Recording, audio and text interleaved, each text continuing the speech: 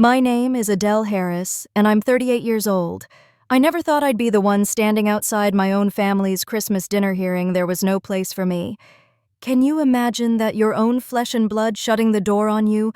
I brought gifts, homemade food, and all my best intentions. I rang the doorbell heart full of hope. My mom opened it and her smile just froze. "Didn't you get the message, Adele?" she said, her voice flat as a board. "There's no Christmas for you this year." I didn't argue. I didn't beg. I just looked her in the eye and said, "Then this is my last holiday as your daughter." And I turned and walked into the snow, feeling the cold bite into me. Have you ever had to walk away from something you thought was forever? It's like the ground shifts under you. I want to know where you're watching from. Drop your city in the comments, hit that like button, and subscribe if you want to hear more stories about family betrayal and what it takes to start over when the people you love turn their backs. Because let me tell you, this is just the beginning. After I left that doorstep, I didn't cry or scream. I just drove. No destination, no music, just the hum of tires and my thoughts swirling like the snow outside. It was close to 1 a.m. when I pulled into my apartment complex in Chicago. The winter had turned the pavement slick, almost cruel. I parked under that flickering street lamp that's been my welcome home for 5 years. It buzzed like it was fighting to stay lit, kind of like me that night. My apartment was exactly how I left it. Quiet, cold, too clean. I dropped my keys in the bowl by the door, kicked off my boots, and just stood there in the dark. The silence was so loud it almost hurt. Have you ever felt a quiet that screams at you? I flipped on the kitchen light. It flickered once, then steadied. On the counter were the gingerbread cookies I'd spent hours baking next to a gift for my mom. A lavender candle, her favorite, tied with a green satin ribbon. I picked it up, held it for a second, and then dropped it right into the trash. That's when the sting hit. Not some big dramatic sob, but a quiet ache that settled in my chest and wouldn't leave.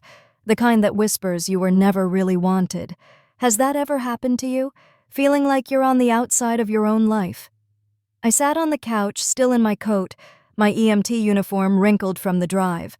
My mind wasn't angry or even sad at first. It was just full of questions. When did this all change? Was it when Jade moved back home and suddenly became the family's golden child? Or when Micah borrowed $5,000 and never paid me back, but no one blinked when I covered his car repairs? Or maybe it was when I became the one they only called when something broke. I keep thinking about Jade's bridal shower 2 years ago. Everyone was smiling, sipping champagne, my mom glowing with pride. She told the room Jade's always been my golden girl. Organized, charming, everything I prayed for in a daughter. I was 5 feet away, hauling extra chairs from the garage. She said it like I wasn't even there. Can you picture that, being invisible in your own family? My job as an EMT isn't glamorous. No husband, no mortgage, no cute dog with an Instagram page. Just trauma kits, calluses, and night shifts. Stories that make people squirm at dinner parties. So they stopped inviting me to dinner. They stopped asking how I was. They never said thank you. Have you ever given everything and gotten nothing back? I looked around my apartment. Sparse, simple mine. The only photo on the wall is from my EMT graduation. I'm smiling in it, alone. No one came that day. I told myself they were busy. Now I know better. My phone buzzed. A text from Trevor. "I hope you're okay. I didn't know they didn't invite you. I thought you chose not to come." I saw his coat on the rack through the window. I saw them laughing. I locked my phone and turned it face down.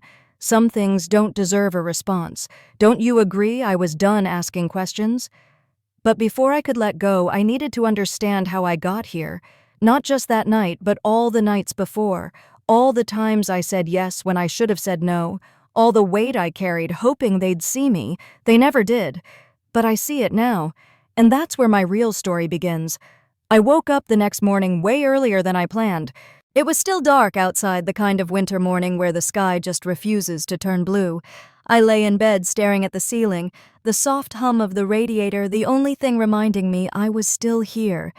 Have you ever had one of those mornings where the world feels too heavy to move? I thought about calling in sick just once to sit with this weight I couldn't name. But that's not who I am. Not yet, anyway. So I got up, brewed some coffee, and stood by the window, watching the steam curl up like it was letting out a sigh I couldn't. And my mind drifted to all the signs I'd ignored. The little ones, the quiet ones, the ones I told myself didn't matter. Ever notice how the smallest cuts hurt the longest? Like how Jade always introduced me to her friends as my sister, the one who works on ambulances. Never my name, never a hint of pride, or how Mom forgot my birthday 2 years running. When I mentioned it, she laughed and said, "Oh, sweetie, you're not really a birthday person, are you? Like I'd chosen to be invisible." And then there was Micah borrowing my car for a weekend, bringing it back with an empty tank and fast food wrappers crammed in the door. No thank you. Not even a glance. There were Thanksgivings I hosted alone, believing their excuses about being busy. Then I'd see their smiling faces in group photos online, gathered around someone else's table. I thought I was making it up that I wasn't trying hard enough, so I tried harder. I helped Mom with bills when her pharmacy hours got cut. She never asked, but she didn't say no. I gave Jade money for her wedding venue deposit when Trevor forgot to pay it.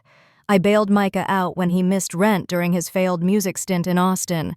I kept showing up, even when no one noticed I was there, even when they forgot to save me a seat, even when my phone only lit up with their names when something broke and they needed me to fix it. Have you ever felt like you're just a problem solver in someone else's story? I didn't see it then, but I was playing a role I didn't choose.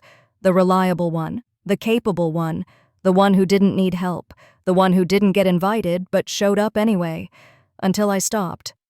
And you know what? No one asked why. That's when it hit me hard.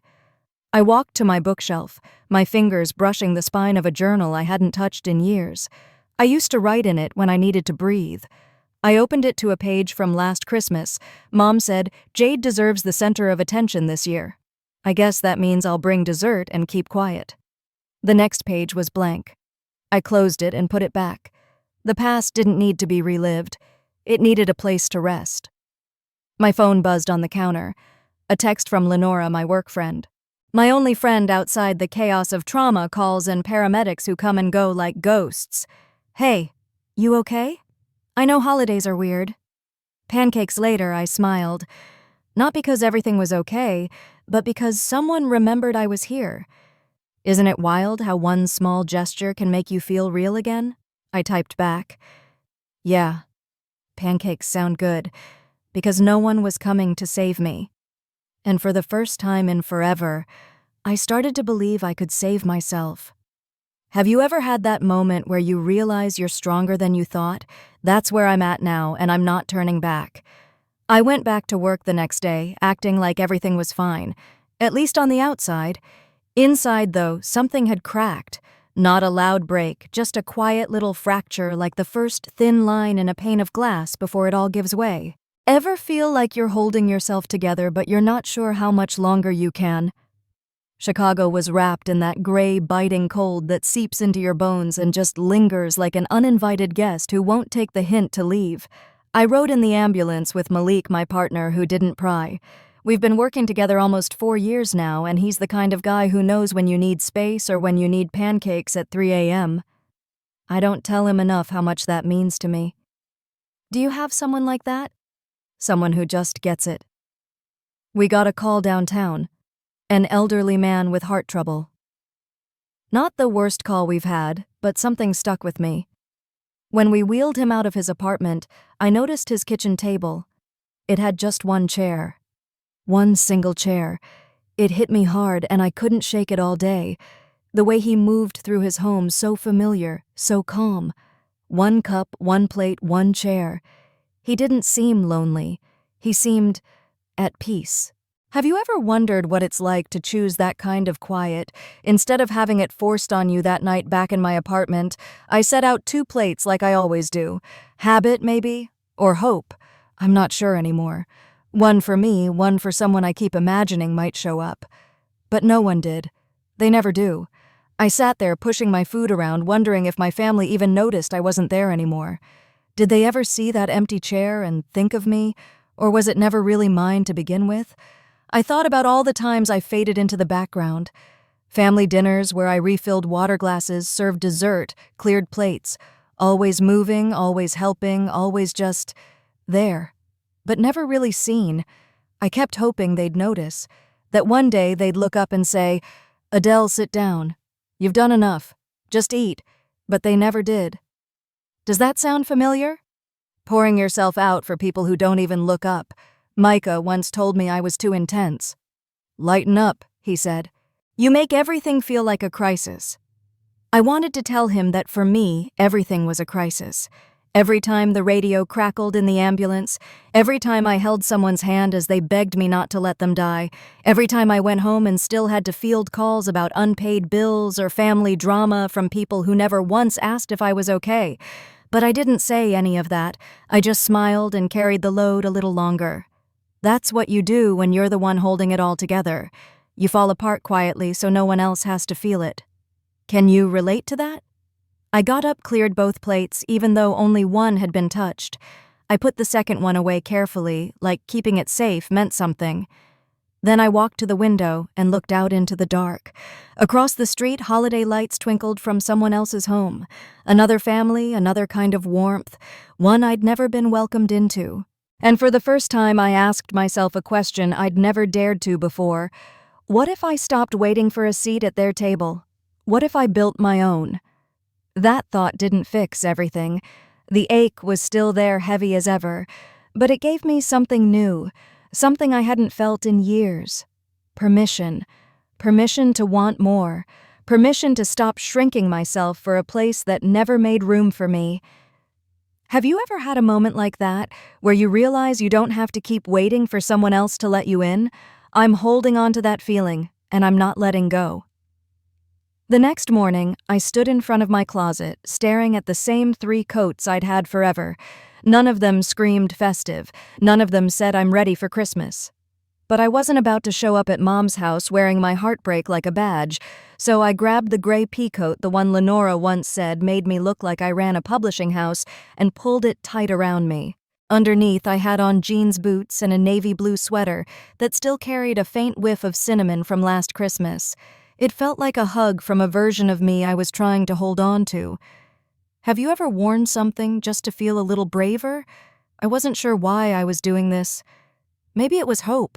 Maybe it was pride. Maybe I just needed to see it with my own eyes before I could let go for good.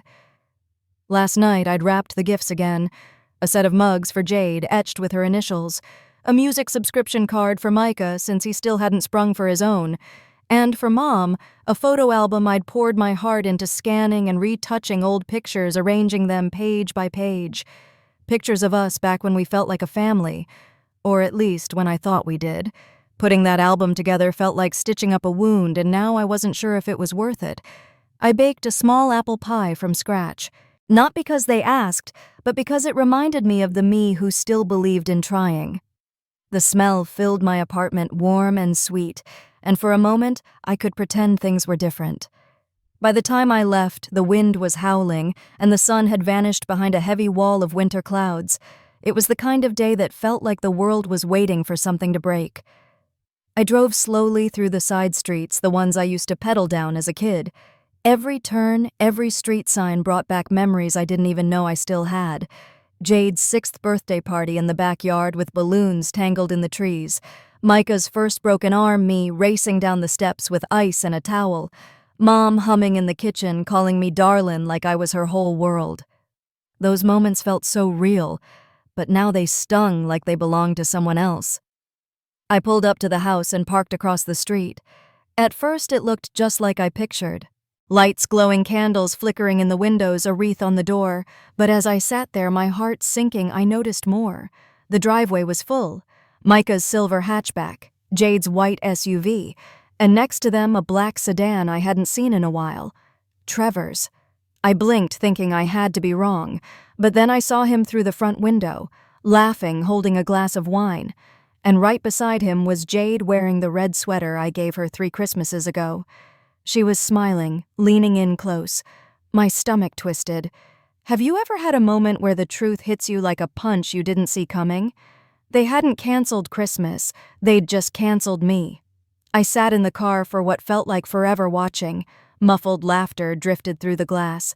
Every so often someone would pass the window with a plate, a gift to drink. I could even hear music, that instrumental jazz Mom always played during the holidays. It was like I was looking into a life I wasn't allowed to live anymore. I wasn't supposed to see this. I wasn't supposed to know. I reached for the pie on the passenger seat. The crust had cracked along the top, just like my heart. My fingers shook, but I set it back down gently. Then I looked at the photo album, running my thumb along the spine. Every page felt like a lie now, a story I'd told myself to keep going. Why had I driven all this way to let them prove what they'd already shown me 100 times? I closed my eyes and took a deep breath, feeling the ache settle deeper. Then I opened the car door. Because sometimes the only way to stop wondering is to knock on the damn door. And I was done wondering. I don't know what pushed me to do it. Maybe it was all those years I'd swallowed my voice like it was something I had to choke down. Maybe it was the photo album torn across my lap, or the sound of Trevor's laugh so at home in a place I'd been locked out of. Maybe it was knowing that if I didn't knock on that door tonight, I'd carry the weight of it forever. So I got out of the car again, my boots crunching in the snow. I walked across the street slower this time. No pie, no presents, just me, raw and ready to face whatever came next. Have you ever had to stand up for yourself when every part of you wanted to run? The porch lights glowed soft, and that wreath with gold trim hung on the door, the one Mom always got from the church fundraiser. I'd slipped her cash for it last year, thinking it was what family did. I took a deep breath, the cold air sharp in my lungs, and rang the doorbell. Inside, I heard shuffling voices, the hum of a house alive with people, warmth, life. Everything I'd been told wasn't happening. My chest tightened, but I stood my ground. The door opened, and there was Mom, apron tied around her waist, cheeks pink from cooking, lips pressed into a thin line. She didn't say a word at first, just stared at me, her face not surprised but annoyed, like I was a delivery she hadn't ordered. "Adele," she finally said, her voice low and clipped. "I thought we talked about this." "You talked," I said, steady. I listened. Her eyes flicked to my empty hands. No pie, no gifts, no reason for me to be there. "You should have called," she said, glancing back into the house. "It's not a good time." I nodded, took a step closer. "That's funny. Everyone else got the invite." She shifted, blocking the doorway just enough to make it clear I wasn't welcome. "You're going to make a scene?" she asked, her voice sharp. "No," I said, soft but firm. "You already did." Through the gap, I saw the dining table set with full plates, crystal glasses, candles flickering like nothing was wrong. Jade's laugh floated from the kitchen, followed by Micah calling for more ice. My heart twisted, but I held Mom's gaze. "I just want to know why I said." Her jaw tightened. "Why? What? Why lie? Why tell me Christmas was canceled?" She crossed her arms, her eyes narrowing. "You make things heavy, Adele. The holidays aren't supposed to feel like a therapy session." Her words hit like a slap, sinking deep into that quiet fracture inside me. And Jade and Trevor. That's not heavy. She looked away, silent. That silence said more than any excuse could. "You didn't tell me they were together," I said, my voice steady despite the ache. "They didn't want to hurt you," she mumbled. I almost laughed, the kind of laugh that comes when you're too tired to cry. Too late. Jade appeared in the hallway, wineglass in hand, her eyes widening like she'd just walked into a trap. "Oh, wow," she said, like I was a test she hadn't prepped for. "Didn't expect to see you." I can tell I shot back, my eyes flicking to the red sweater I'd given her years ago. Trevor stepped up behind her, stopping short when he saw me, his face going pale. I didn't flinch. "You all look cozy," I said, letting the words hang there. Jade shifted, gripping her glass tighter. "This isn't about you, Adele. You and Trevor ended a long time ago, and that makes this okay?" I asked, my voice cutting through the air. "We didn't owe you anything," she snapped. "Actually," I said, stepping just inside the doorway, feeling the warmth of the house brush my face, "you do." The room went still. I looked at each of them, my voice calm but unyielding. "I paid for that chandelier," I said, nodding up. "That sofa, the deposit on your wedding venue, the groceries Mom's been cooking for days." Jade's mouth opened, but nothing came out. "Micah's car repairs last month," I went on. "Your phone bill for 4 months, the last 2 rent checks when Mom said the bank made a mistake." The silence was deafening. You used me like a bank, not a sister, I said, my eyes locked on Jade's. Mom's voice broke through, brittle as glass. You're being dramatic. And you're being dishonest, I fired back. I turned to face them all, letting my gaze linger. You don't get to push me out and keep my money. You don't get to erase me and expect me to stay quiet. Not anymore. Trevor stared at the floor. Micah had vanished into the kitchen. Jade scoffed, but it sounded hollow. You always do this, she said. Make everything about you. That was it. The moment something inside me snapped into place, clear and strong, I smiled, calm as a summer morning.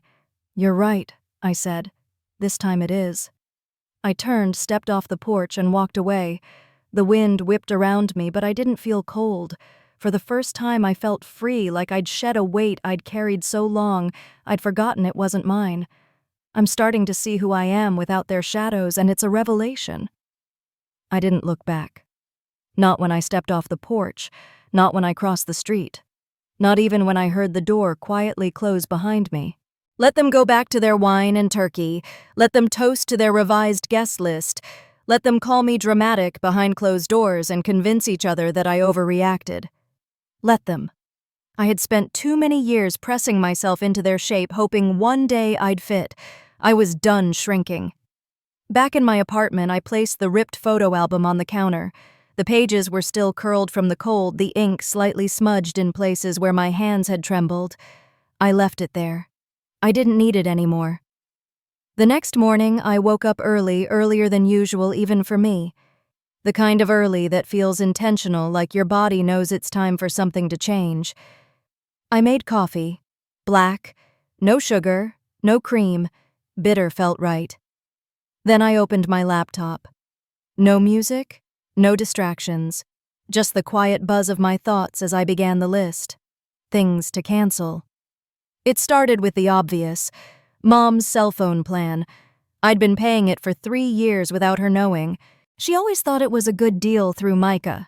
Then Jade's Amazon Prime account. The one tied to my card, the one I never used but kept renewing every December. Micah's gym membership. The Spotify family plan. The Netflix password I hadn't used in months. One by one, I deactivated them. No announcements, no goodbyes, just clicks. Then I moved on to the bank accounts. I had opened a secondary account with Jade when she first got engaged just for emergencies. It was still active, still linked to her Venmo, still draining me in quiet increments. I closed it. Next came the joint savings account I'd started with my mom when she was recovering from back surgery. Another temporary setup that became permanent. Gone. By noon, I had cut 5 automatic payments, deactivated 2 shared logins, canceled 3 subscriptions, and removed my name from a credit line Jade had opened with my information just for the discount. She'd be getting a call from the bank. I didn't feel guilty. Not even a little. I didn't leave a note, didn't send a text, didn't preface my actions with a "just so you know," because they didn't deserve that kind of access anymore. They'd never earned it. What they had was my silence. My compliance, my exhaustion disguised as love, but not anymore. Not now. Around 2 p.m., I opened the kitchen drawer where I kept my emergency documents. Insurance, medical records, emergency contacts. My name was listed next to all of theirs. Emergency contact for Mom. For Micah. Even for Jade, who hadn't spoken to me in weeks before last night. I pulled out a pen and changed it. Line by line, name by name, replaced each one with Lenora. She'd offered years ago during one of our overnight shifts. I had laughed it off, thinking it would never come to that. Funny how quickly never becomes right now. I texted her after. Just a heads up, I listed you as my emergency contact. She replied within a minute. It's about damn time. I smiled. A real one. Not the polite kind I usually reserve for patients or polite family obligations. I closed the drawer. Sat back on the couch. The apartment was still quiet, still too clean, still empty, but for the first time it didn't feel like something was missing. It felt like space, room to breathe, room to rebuild. And I knew this wasn't the end of something. It was the beginning. The beginning of living for myself instead of through the weight of everyone else's needs. No more invisible strings, no more unspoken debts, no more trying to earn a seat at a table that was never set for me. I wasn't angry, I wasn't hurt, I was done. I used to think letting go was a loud thing, like shouting across a room, like slamming a door, like saying, "You don't get to treat me this way," and walking away in a storm of righteous thunder. Turns out it's quieter than that. Letting go sounds like a click, a logout, a cancellation confirmation, a change of password. It started with the little things. Jade's Instacart account. I'd signed up with my credit card 2 years ago when she had the flu and couldn't leave the house. She never offered to switch it back, so I did.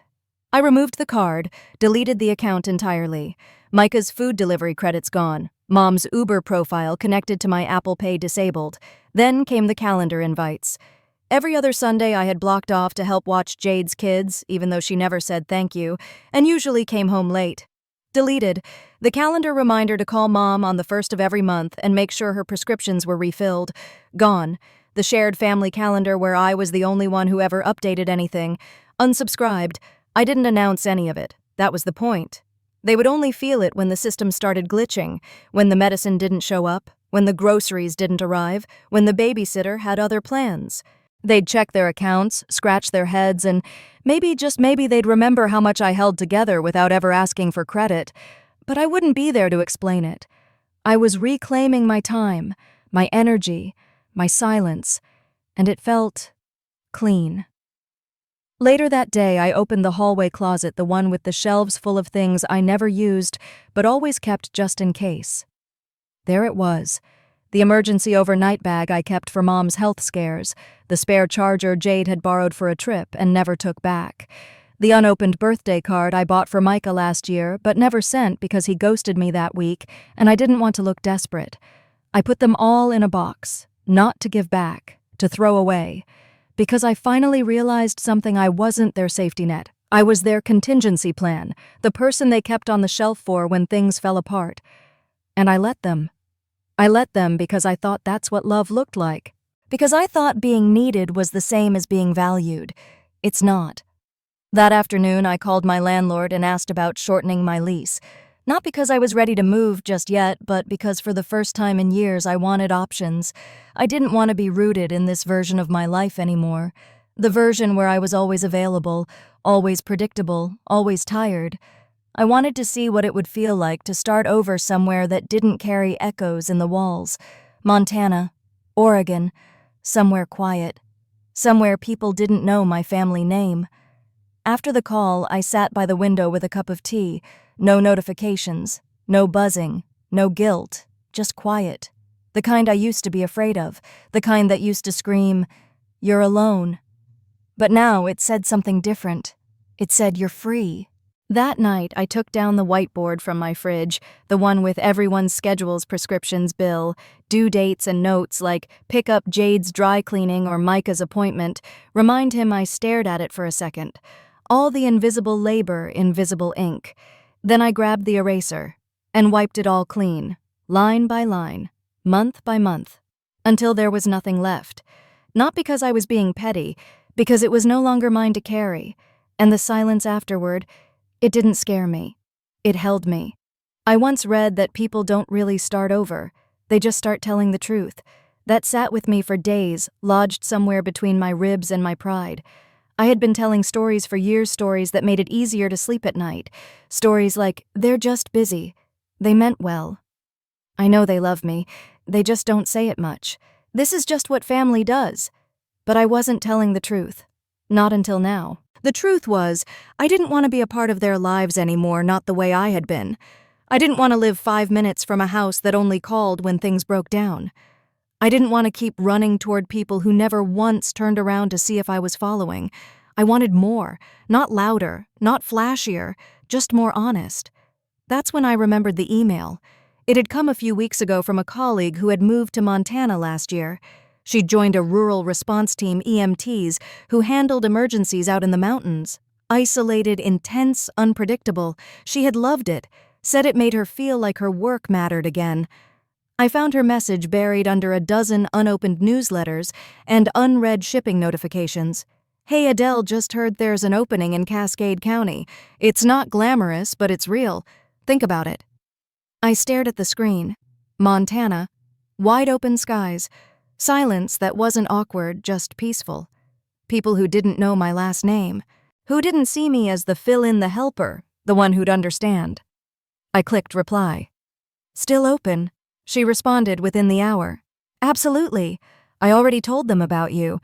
I applied that night, updated my resume for the first time in years, typed it like I meant it. No fluff, no downplaying, just facts. I had saved lives. I had worked through blizzards and gridlock and panic attacks. I had held strangers' hands in their final moments and stayed long after the ambulance emptied. I was good at what I did, and I wanted to keep doing it, just not here, not in the same zip code where my value was a secret everyone agreed not to talk about. 3 days later, I got the call. The position was mine if I wanted it, temporary housing included, starting in 3 weeks. I accepted before I could talk myself out of it, and then I sat there holding the phone, staring into the quiet space around me. The apartment wasn't big, but it had been mine, my sanctuary, my prison, my backdrop for late-night breakdowns and early morning hope. I looked around slowly.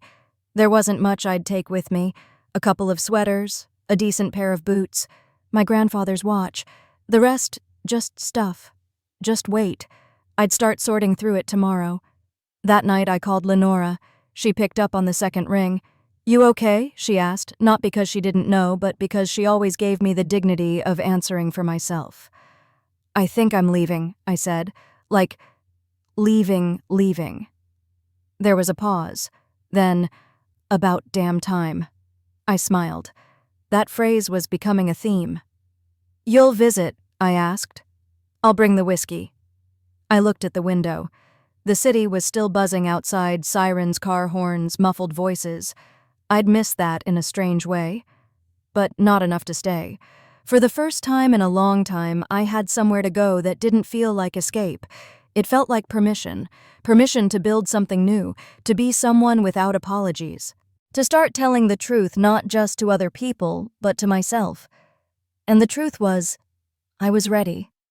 I didn't tell anyone I was leaving. No grand announcement, no bittersweet goodbyes, no dramatic final meal with friends clinking glasses and promising to visit, because there was no one to tell. And maybe that was the clearest sign it was time to go. I started packing the next morning. I stood in my living room, cardboard boxes unfolded and stacked like a challenge on the floor. The apartment was quiet, but not the painful kind of quiet anymore. This time it felt surgical, clean, like I was cutting away what didn't belong. I picked up a framed photo from the bookshelf. Me and Jade. We were kids, maybe 10 and 13. We were holding popsicles in the backyard. I was grinning. She was already posing. For a second, I wanted to keep it, but then I remembered what she'd said the night I showed up. This isn't about you. So I set the frame aside, not in the two-pack pile, in the trash. One by one, I went through the shelves.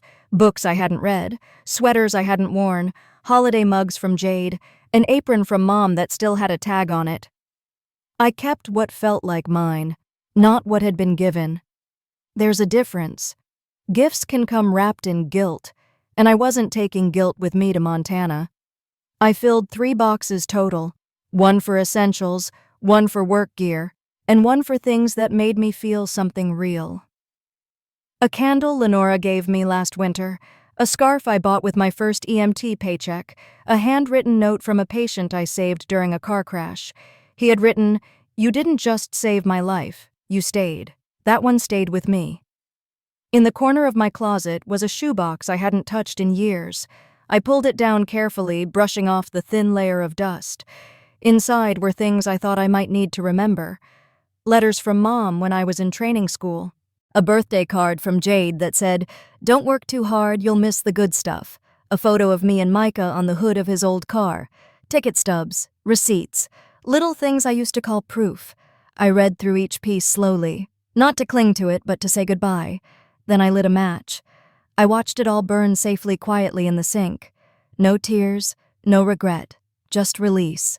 When the flames died out, I rinsed the ashes down the drain and wiped the sink clean. That night, I sat in my half-empty apartment with a bowl of soup and no TV on. Just me, just quiet. And I felt something I hadn't felt in a long, long time. Light. Not happy, not excited, just light. Like for the first time, I wasn't carrying 100 invisible expectations around my neck. The next morning, I loaded the boxes into my car. The streets were still asleep, and I liked it that way. No neighbors asking questions, no one to wave goodbye. Just me and the road. As I locked the door behind me, I looked back at the apartment one last time. It looked smaller now, not because it had changed, because I had. I walked down the stairs, keys in hand, the Chicago wind biting at my cheeks. My car engine rumbled to life. I turned on the heat, adjusted the mirror, and reached for the playlist Lenora made for me. The first song started soft, steady, honest, just like I wanted to be. As I pulled out of the parking lot, the city faded behind me. No more detours, no more waiting for permission. This wasn't a retreat, it was a return to myself.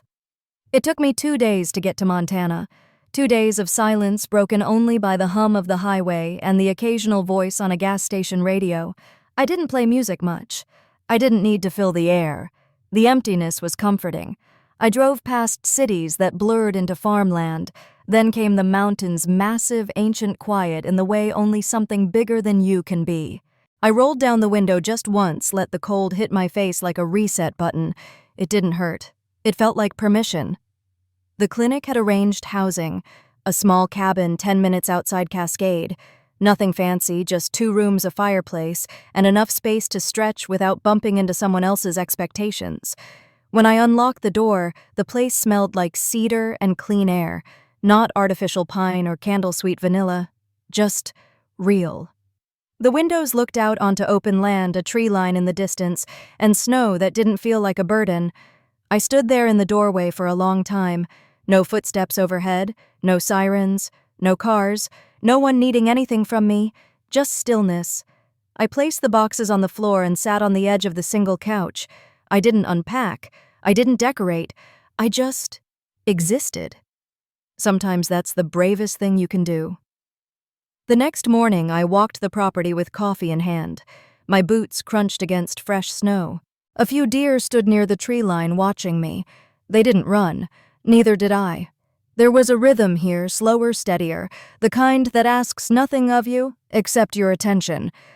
I was scheduled to start orientation at the county EMS station in 2 days. Until then, it was just me and the silence. Later that afternoon, I drove into town. Cascade wasn't much. A diner, a grocery, a hardware store, and a coffee shop with a hand-painted sign that read, "Grit and Grace." Inside it smelled like cinnamon and fresh muffins. The woman behind the counter looked up and smiled, not the forced kind, but the kind people give when they don't know who you are, but still think you matter. Passing through, she asked. "Staying for a while," I replied. She nodded. "You'll like it here. Folks leave each other alone, but we show up when it counts." I sat at a corner table by the window, sipped my coffee, watched the snow start to fall again, gentle, like it had nowhere else to be. That night, back at the cabin, I lit the fireplace and curled up with a blanket. No phone calls, no obligations, no one asking why I hadn't come home. Because this was home now, not because I planned to stay forever, but because it was the first place I'd ever chosen for myself. There was no history here, no guilt, no role to play, just space. And the more time I spent inside it, the more I realized something no one back in Chicago had ever said to me. You're allowed to be happy alone. You're allowed to rest without explaining why. You're allowed to stop fixing people who never once asked if you were okay. Out here in the middle of nowhere, I didn't feel lost. I felt found. Not by anyone else, by myself. And for the first time in my adult life, I believed deep in my bones that I didn't have to prove anything to be loved, especially not to people who only loved me when I was useful. The first morning I woke up in the cabin, it was still dark. Not the kind of city dark where streetlights bleed through the blinds. This was a deep, velvety kind of dark, honest, complete. I listened for sound out of habit but heard nothing. No footsteps upstairs, no traffic. Just the soft breath of wind brushing against pine. I sat up slowly, wrapped myself in a thick flannel blanket, and opened the curtains. Snow had fallen overnight. A quiet, steady blanket that made the whole world feel clean, untouched. like maybe I had woken up inside a second chance. I made coffee on the small gas stove. No machines, no buttons, just hot water and patience. The smell filled the cabin like memory. That morning I didn't check my phone, I didn't scroll, I didn't wonder who had called or messaged or needed something. No one did. And for once, that wasn't sad. It was peaceful. I pulled on my boots, bundled up, and stepped outside. The land was still. Trees like sentries, snow like silk underfoot. In the distance, a hawk lifted off from a bare branch and disappeared into the sky. I walked without direction, following nothing but the sound of my own breathing. With every step, the weight on my shoulders lightened like I was shedding pieces of a life I no longer needed. Obligation, guilt, disappointment, gone. At the edge of a clearing, I stopped and looked back at the cabin. Small, simple, mine. No one had ever handed me a space like that before. I had always been a guest in someone else's story, a filler, a fixer. But this was mine. I took a deep breath, crisp and cold. It filled my lungs. But more than that, it reminded me what it felt like to be alive for no one else's benefit. No calls to make, no fires to put out, just the sound of wind in the trees and the soft rhythm of my own heart finally beating for me. It was the third morning in the cabin when I first saw him. I had just stepped out onto the porch, coffee in hand, when I noticed a shape near the tree line. Small, still, watching me. A dog, thin with a coat that had once been golden but was now dulled by dirt and weather. One ear stood up while the other flopped over, giving him a look of constant curiosity. He didn't bark. He didn't run. He just sat there like he'd been waiting. I crouched slowly, setting my mug down. "Hey there," I said softly. He didn't move. I backed into the cabin, grabbed the last piece of toast I'd made, and walked out again. I placed it on the porch step, then sat down and waited. It took 10 full minutes before he approached. Cautious, quiet. He sniffed the toast, took it, then backed away. But he didn't leave. He laid down right where he was. Not too close, not too far. That was how it started. Every morning after that he showed up, always just after sunrise. Sometimes I offered food, sometimes I didn't. He still came. I started calling him Scout. Something about the way he watched everything made it feel right. He never let me touch him, not at first, but he followed me during my walks, sat by the cabin when I lit the fire inside, waited outside the door until the lights went out. He didn't ask for anything, didn't expect anything. He was just there. And in his quiet, cautious way, he taught me something I hadn't known how to believe, that sometimes the best kind of love isn't loud.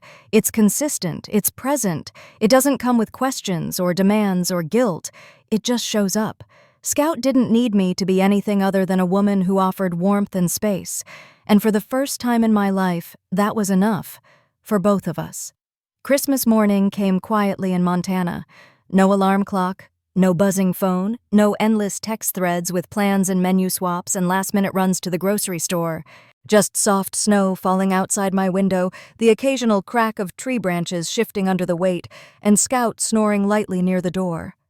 I stayed in bed longer than usual, wrapped in wool blankets and silence. There was no pressure to move quickly, no expectations to meet. No one waiting on me, no one disappointed by me. And somehow, that felt holy. When I finally got up, the cabin was cold but peaceful. I lit the fireplace and put on the kettle. Scout stretched his tail, thumping once as if to say, "We made it." I didn't have decorations, no lights or garlands, no tree. But I did have a single candle on the table. It was white, unscented, and I lit it slowly, letting the flame dance before me. That was enough. It didn't need to look like a postcard. It just needed to feel real. For breakfast, I scrambled 2 eggs and toasted bread on the skillet. Scout got his own bowl softened kibble and a bit of leftover turkey from earlier in the week. We sat together on the floor legs, stretched out plates on our laps. He ate quietly, glancing at me between bites. I smiled. "This is better than last year," I said aloud. And it was. Last Christmas, I sat at the edge of the room, surrounded by family, and yet invisible. The food was perfect, the photos filtered, the laughter staged. but I had felt like a ghost carrying gifts they didn't bother to open until I left. This year, no one forgot me. No one remembered me either. But for the first time, that didn't hurt, because I wasn't living for their approval anymore. After breakfast, I pulled on my coat and stepped outside. The sky was a pale silver, soft flakes drifting like whispers around me. Scout followed closely, ears perked, eyes bright. We walked down the slope behind the cabin to the edge of the frozen creek. The ice reflected the muted light of the day, and everything felt hushed, like the earth itself was holding its breath. I found a flat rock, sat down, and let the cold seep through my jeans. Scout curled beside me, pressing against my leg. I didn't need presence. I didn't need noise. I just needed this. Stillness, presence, a moment untouched by expectation. I reached into my coat pocket and pulled out a folded piece of paper. It was something I had written the night before, a letter to no one, or maybe to everyone I'd once tried to please. I read it aloud softly. I used to think Christmas was supposed to feel like family. Now I know it's supposed to feel like love. Not love given conditionally, not love earned. Just love. Quiet, steady, unshakable. The wind picked up slightly, tugging the edges of the page. I let it go, watched it dance through the air before landing gently in the snow. I didn't chase it. Scout leaned into me. I scratched behind his ear. We stayed there a long while, just breathing, just being. No ghosts, no grief, no guilt, just peace. New Year's Eve came without fanfare. No countdowns, no champagne, no one shouting over music in a crowded room. Just me, Scout, and the fire. I sat on the cabin floor, wrapped in a blanket, sipping tea from a chipped mug I'd picked up at the thrift store. Scout lay curled beside me, his head resting on my foot, breathing slow and steady. Outside, the wind pressed gently against the windows. Snow flurried down in lazy spirals, softening everything it touched. It was the quietest New Year's I'd ever had, and the most honest. I didn't write resolutions this time. No plans to lose weight or fix relationships or be more of anything. I was done performing, done measuring my worth by productivity or sacrifice. Instead, I asked myself a different question. What do I want to carry into this next chapter? Not who. Not what others expected, just what truly mattered. I grabbed a pen and a torn grocery receipt from the counter and wrote one word: peace. That was it. Not success, not recognition, just peace. The kind I felt sitting in this cabin with no one asking for pieces of me I couldn't afford to give. At midnight, I stepped outside. The sky above Montana was endless. A canvas of stars stretched so wide I forgot to breathe for a second. There were no fireworks, no noise, just nature unmoved, unbothered, and beautifully unchanged. I closed my eyes. In that stillness, I made a quiet promise, no more returning to places that broke me just because they missed my help. No more shrinking to fit someone else's version of daughter, sister, girlfriend, or savior. No more apologies for needing space to grow. This year wouldn't be about escaping. It would be about becoming. And I was ready. Scout barked once, low and soft, like he understood. I smiled, pulled my coat tighter, and looked out across the trees. It was a new year, and for the first time in my life, it was fully mine. The first day on the job felt like a deep breath I hadn't known I was holding. Cascade County's EMS station wasn't like anything I'd worked in before. It was smaller, quieter, and somehow more grounded. The station sat on the edge of town, wedged between a frozen field and a 2-lane highway that led straight into the mountains. There were only 5 of us on rotation. No sirens screaming through city streets, no crowds, no chaos. Just readiness and respect. I met my new crew that morning. Danny, the lead medic, had been there for over a decade. Broad-shouldered, gray-bearded, and exactly the kind of guy you'd want showing up when things went sideways. His handshake was firm but warm.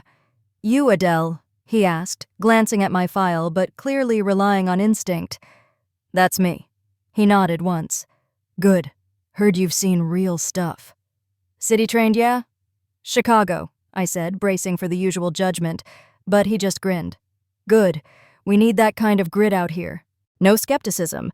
No sideways comments about big city attitude or starting at the bottom. just trust. It stunned me a little. Next came Tasha, who handled dispatch and drove like a NASCAR pro when things got urgent. Then Gabe and Owen Young, eager and probably still too fearless for their own good. They reminded me of who I was 10 years ago. The difference was I'd earned my quiet now. By noon, we were called to a remote cabin where an elderly man had slipped on the ice. Nothing major, a careful lift, vitals check, a cautious ride into the nearest clinic. Routine. But something happened during the ride. The man looked at me and said, "You've done this a while, haven't you?" I nodded. 12 years. He smiled. "Shows. You got steady hands. It was such a simple thing." But it landed. I'd spent years being useful without being seen. Here someone saw me, not for what I gave, not for what I could be to someone else, but for who I already was. Back at the station, Danny handed me a clean set of gear, my name already stitched on the jacket. "Looks like you're official now," he said. I ran my fingers over the patch. Hayes. No titles, no second guessing, just me. And for the first time in years, I felt like I belonged, not because I fought for it, but because I didn't have to. It hit fast. Montana storms don't ease in like city rain. They descend heavy, sudden, and unapologetic. It was just after 5 p.m. when the call came in. A truck had slid off a mountain pass 20 minutes north. The driver was trapped. Visibility was dropping by the second. Winds were cutting sideways and snow had turned the road into a white blur. Danny grabbed the radio. "We're going. Adele, you're with me." I was already pulling on my jacket. This wasn't the kind of emergency you rehearsed for. It wasn't a clean trauma scene or a routine fall. This was wild shifting alive. The drive up was silent, both of us focused. The tires crunched over hard-packed ice. Trees whipped in the wind like they were trying to break free. My hands gripped the bar above the windshield, not out of fear, but out of readiness. At the turnoff to the pass, a sheriff's cruiser was already there, headlights dim in the whiteout. "They said he's still inside," the deputy shouted, driver's side pinned against a boulder. "We can't move the truck." Danny turned to me. "We go in. We stabilize. Nothing heroic." "Okay," I nodded. "Copy that." We trudged up the incline, snow hitting sideways needles against skin. I spotted the vehicle first, a red pickup tilted nose down, half buried. Inside, a man in his 50s, face pale and frozen, clutched the wheel like it was an anchor. I knocked on the glass. "Sir." "My name's Adele. We're going to get you out." He looked at me with wide, terrified eyes. "Can't move. My leg think it's crushed." Danny climbed in from the other side, assessing quickly. "Pulse is good. Breathing okay." "Let's brace that leg, then we pull." As we worked, I could feel it happening, my brain narrowing, blocking out the cold, the wind, the storm. It was just the man, the injury, the next step. I had done this before, dozens of times, but something felt different now. It wasn't chaos behind me.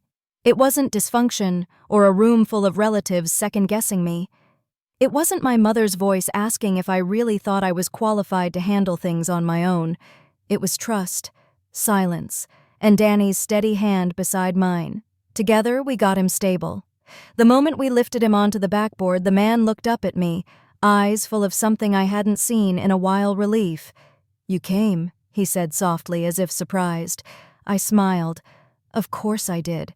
The ride back was slow. The road was slick, and the world outside had vanished behind sheets of white. But inside that ambulance, it was warm. He held my hand the whole way down.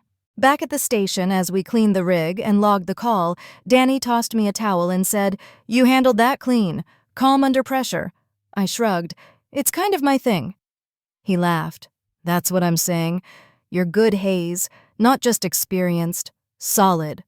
It hit me harder than I expected, because no one had ever said that before, at least not without strings attached, not in a way that felt earned.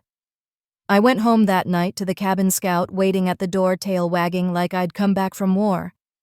Maybe I had. I sat on the porch, steaming cup in hand, blanket around my shoulders, and looked up at the clearing sky. No applause, no crowd, but something inside me felt louder than ever. Not pride, not validation, just truth. I am capable. I am steady. I am not someone's backup plan. Not anymore. The message came on a Wednesday. I was just finishing my shift, cold fingers, aching legs, but the good kind of tired. The kind that tells you your effort meant something. When I got home, there it was. A voicemail, unknown number. I hit play. "Hey, Adele. It's Micah." I froze. His voice was lower, slower. Still had that half-sincere tone he always used when he wanted something. "I know you probably don't want to hear from me, but thought you should know. Jade and Jordan. Yeah, they're done. Imploded a few weeks ago." There was a pause, like he expected a reaction. I had none. "Mom's been asking about you. Pretending she doesn't, but she does. Keeps mentioning your name like maybe you'll walk through the door." He laughed once. Hollow. "They're all kind of spinning, if I'm honest. Bills piling up. Nobody really steps in the way you did." Another pause. "You always were the glue, you know. I didn't see it then. None of us did." He sighed. "Anyway, if you ever feel like calling back." "Yeah." Click. I sat there for a long time, staring out the window at the fading snow. The past had finally noticed I was missing. But here's the thing, I didn't feel vindicated. I didn't feel satisfaction or revenge or anything sharp like that. I just felt free. Because the truth was out now. I hadn't been imagining it. I was the glue. I was the backup, the helper, the one who quietly held up the roof while everyone else forgot to check for cracks. And when I stopped, it fell. Not because I wanted it to, but because they never learned how to build it for themselves. Scout came and curled up at my feet, sensing something shift in me. I reached down and scratched behind his ears. "They didn't lose me," I whispered. "They gave me away. And I wasn't going back to pick up the pieces." I walked outside into the cold, deep Montana night. No noise, no voices, just stars. Let them figure it out now. I had. 6 months passed like a breath. Montana, with all its wild silence and stubborn beauty, had become home. I no longer used GPS to find the winding roads. I knew which diner made the best coffee, which trail bloomed first in spring, and where the elk crossed at dusk. I had my routines, but more than that, I had rhythm. At the station, they called me Steady Hands. When calls came in, no one second-guessed who'd be leading the team. I didn't have to prove myself anymore. I just had to show up, and I did. Every time. Even the new trainees started coming to me first. "Adele, what would you do here?" they'd ask. Not because they were told to, because they trusted me. That was new. That was rare. At the grocery store, people waved. At the post office, they knew my name. It wasn't much, but it was mine. A life that didn't ask me to shrink, a place that didn't see me as extra or invisible. Scout had his favorite sunspot by the window, and I had mine on the porch. We spent hours just being, no filling silence, no needing more. It wasn't flashy, it wasn't dramatic, but it was full. And for the first time in years, I didn't feel like I was starting over. I felt planted, exactly where I was meant to be. It was late when the phone rang. The kind of quiet evening where the fireplace was low, Scout asleep at my feet, and a book half finished in my lap. Unknown number. For a moment, I almost let it go to voicemail, but something in me said, "Answer it." I did. "Hello?" There was a pause, then a voice I hadn't heard in years. "Hi, sweetheart." It was my father. I hadn't spoken to him since the Christmas before I left. He'd always been the quieter one, letting Mom and Jade lead the conversations, the decisions, the distance. Now his voice was soft, unsure. "I heard you moved out west. Montana, right?" "Yes," I said simply. Long pause. "I just wanted to check in, see how you're doing." I looked around the room, the flickering firelight, the cabin I chose, the life I built. "I'm doing really well." He hesitated. "Your mother's not doing great. She's having trouble accepting how things turned out." I didn't ask for details. I didn't need them. "I hope she finds peace," I said. He exhaled. "I always thought you'd come back eventually." "I did," I said, my voice steady, "just not to them." Another pause. Then quietly, "I get it now. We said goodbye. No drama, no apologies, just closure." I hung up, set the phone down, and returned to my book. And for the first time, a call from my past didn't shake me. It just reminded me why I left, and why I stayed gone. The morning was crisp.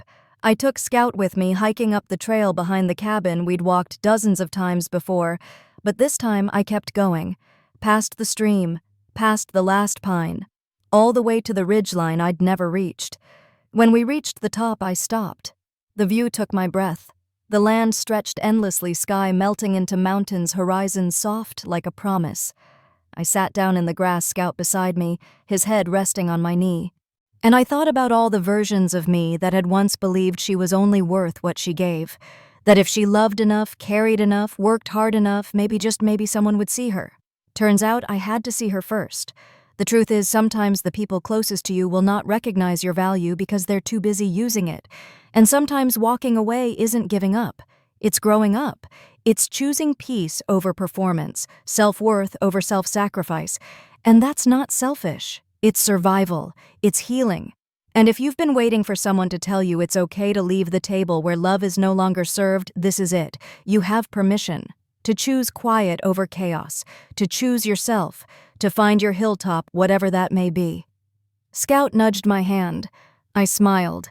And for the first time, I didn't feel like I'd lost a family. I felt like I'd found my own. One made of peace, presence, and unconditional loyalty. If this story spoke to you, I invite you to share it, leave a comment, tell us where you're watching from, and remember your worth isn't up for negotiation, ever. Because sometimes the bravest thing you can do is walk away and never look back.